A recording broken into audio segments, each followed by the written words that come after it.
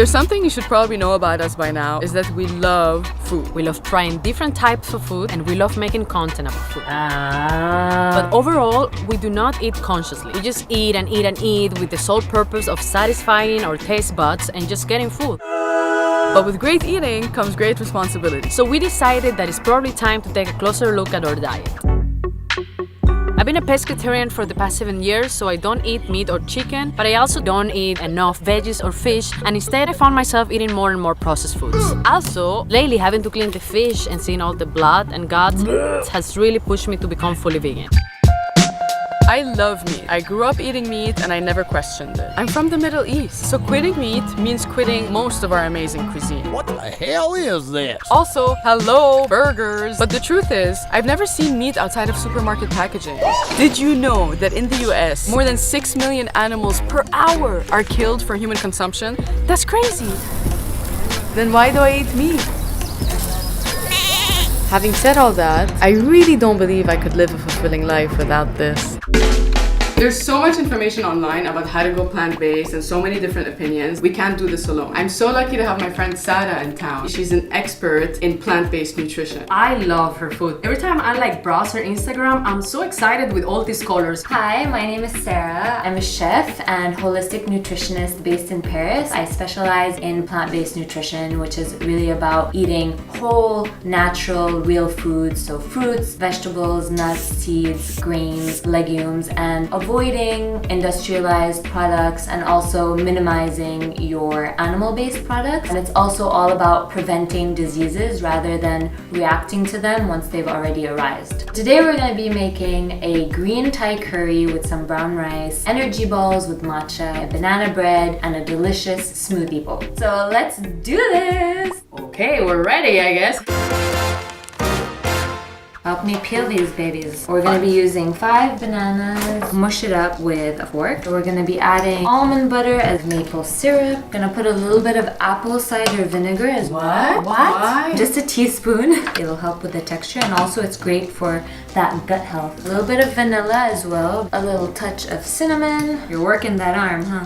Yeah, Manal, what are you doing? 1.5 cups of oats and a pinch of salt. So I did a little egg substitute here. That's 2 tablespoons of chia seeds with 5 tablespoons of water. Chia seeds are a very rich plant-based source of protein, like peanut butter, like legumes, like lentils, chickpeas, hemp seeds, tahini, tofu. You can really get the protein that you need on a plant-based diet. I just added a little bit of coconut milk. You can add almond milk, either is fine. Add a little bit of baking powder. That's it? That's it. And then all you need is a mold, a little bit of parchment paper. Pour that baby right on top. Honestly, that was super easy to make. This will give you about 10 slices and it'll last a week. For a whole week, I love it. Sprinkle brown sugar so that it's nice and caramelized. Guys, this is so beautiful. Pop it in the oven, let it bake for about half an hour. So, will you be making this for breakfast? Frozen bananas, frozen berries, a little bit of coconut milk, and some maca powder. What are the benefits of maca powder? Maca is a root that is found in Peru. It's actually known to help reduce depression, stress. It really increases your energy. It will also stimulate your libido. And we're gonna add a little bit of berries, also our coconut milk, and we're just gonna blend it. Top it off with any fresh fruits, some chia seeds, a little bit of peanut butter. Thank you. Less than 15 minutes. Yeah, it's super quick. Yeah, why not take a little bit of everything? Alright. How is it? It's great just as a quick to-go snack in the afternoon when you're a little sluggish or before a workout. We're going to be using Mijjol dates. We've removed the seeds. Add those with a little bit of pumpkin seed to our food processor. Pumpkin seeds are great to support your digestive system. They are rich in omega-3s and 6 fatty acids, which are essential that our body actually can't make. We're going to also add some matcha powder, the Japanese green tea. It allows you to focus without having that crash later that sometimes you might get with caffeine with coffee. Yeah. And we're also going to add a little bit of coconut oil for that coconutty taste. A little bit of chia seeds as well. That's it. We're just going to blend this up. So So we're gonna put some gloves on here. This makes me feel like telling someone to bend over. Just grab it and roll it up into a ball. And it smells like matcha, doesn't it? You could substitute the matcha for raw cacao to have a chocolate energy ball. You can also add peanut butter, so have a peanut butter chocolate energy ball. The possibilities are endless. Oh, look at this plate. Don't you want to like take a picture of it?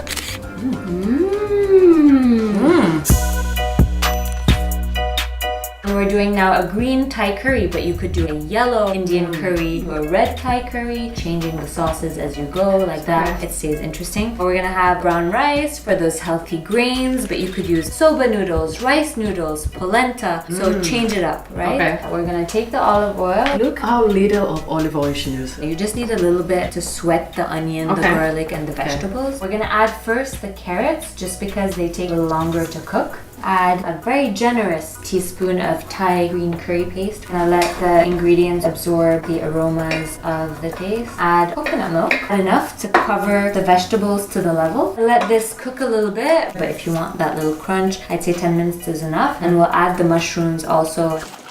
Our green Thai curry is ready. It smells amazing. Are you ready to make this delicious Buddha bowl? Yeah. Word. I feel like when you hear the word curry, you feel already intimidated. You know, and this was so simple. These are baked parsnip chips that were baked in the oven for about half an hour with a little bit of rosemary, cayenne pepper, and some thyme. I had no idea what parsnips were before you told us to get the ingredients. They have a nice earthy flavor to them. I'm also gonna add a little bit of sweet potatoes that we baked in the oven whole for about an hour. And then we're gonna add a little bit of chickpeas for that plant-based protein. A little bit of sprouts. We always want those fresh greens. Just looking at this plate, I really don't need any meat. You're not restricting, right? You're still eating very rich foods, very flavorful. One thing that you can also add is a tahini drizzle to add a little bit of creaminess and some more richness to the dish.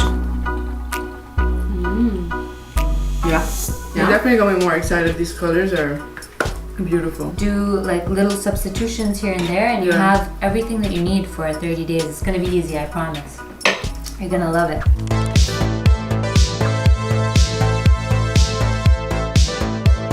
The first 2 weeks is all about prepping. You know, you gotta prep yourself before you wreck yourself. Because if you don't prep, you get desperately hungry and then you eat anything. If you're not the organized type of person that spends time in the kitchen, this is gonna be irritating. You have to spend time and energy feeding yourself. Having to say no to cheese was really hard. Because let's face it, there's nothing more disgusting than vegan cheese. Even though technically milk is cow pus, you would expect that to be more disgusting, but nope. That's how disgusting vegan cheese is. My advice would be that at the very beginning, don't be so strict with yourself. Just slowly start eliminating products from your diet. We were so strict at the beginning with what we wanted to eat that we ended up skipping some meals. And I think that's even worse than just eating something else. In terms of meal prep, if you cook on Sunday, let's say you cook 2 meals, you have that for half the week. And then in the middle of the week, you cook another 2 meals and you have that for the rest of the week. So basically you're cooking twice a week. I think we spend almost the same amount of money, if not a little bit less. We eat a lot out, so we try to reduce that and we cook at home, so I do think that we ended up saving some money. I'll pay $14 for a basic salad at a restaurant, but I can do it for myself here for like less than $6. There are things that definitely bring up the bill, like superfoods. It's great if you can get them, but I don't think they're super necessary, you know? And you can get protein out of so many cheap things. At this point, our cooking skills are way better. I'm not a chef or anything, but I am no longer intimidated in the kitchen. We were more in our element in terms of cooking and planning. What's cool about going plant-based is that I'm now open to all these new flavors that I didn't know before. So now I'm like, I wonder what I can do with chickpeas. I didn't end up completely restricting myself from fish. When we were eating out and the vegan options were like really lame and the fish option was healthy, I would choose that because I didn't want to end up eating something that would not satisfy me and that would make me hungry later on. I am amazed at the fact that I've completely stopped eating beef, chicken, and pork. Wow, my aunt totally surprised me. I never thought that could happen. I have seen this woman eating so many steaks and I even eat through her. So now I need to see another person eating meat, which is sad. It hurts my soul that I will never have Middle Eastern dishes like kebbeneye, like shawarma. But you know what I decide to do without them? and enjoy vegan recipes from all around the world. The only thing that I'll cheat with sometimes is fish and dairy. We did consistently try our best to eat our best. Kudos to us for that, because we were really mindful in terms of what we're eating. In conclusion, I would highly recommend a plant-based diet to anyone at any age. It just makes more sense for me. Eating what the earth naturally has to offer, eliminating foods that were processed by someone else at some industrial plant somewhere, enough with the ingredients that we can't pronounce, like sodium nitrite and sodium dioxide, and what for longer shelf life? No, thank you. I choose whole and fresh. I used to think that, oh yeah, I'm vegetarian, I supposedly eat better, but I actually, if I look at my diet, I was eating a lot of processed food. I don't think that I can fully be a vegan because I love cheese too much, and really life is too short for passing on a cake. But I can definitely eat better and choose better.